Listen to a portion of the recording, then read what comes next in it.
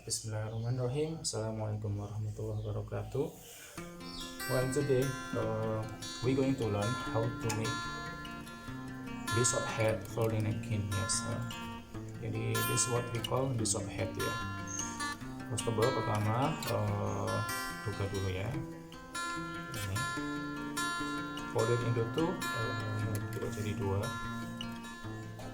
Kemudian letakkan just put your left finger on the center of this napkin ya. Kemudian bawa yang ujung atas ke bawah sini. Kemudian ujung sebaliknya dorong ke atas ya. Nah, you'll find this kind of form ya. Jadi sudah dapat bentuk seperti ini. Kemudian turn it over, balik dulu.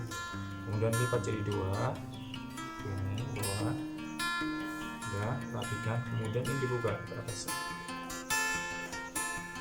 Oke, for finishing atau penutupnya tinggal dilipat saja ini yang segitiga sini dimasukkan sini.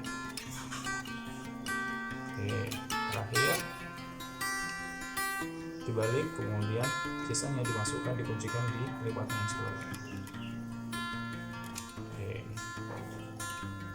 just open it up from the bottom like this. Okay, this one what we call dish of head ya. Hope it's useful. Thank you very much. Assalamualaikum warahmatullahi wabarakatuh.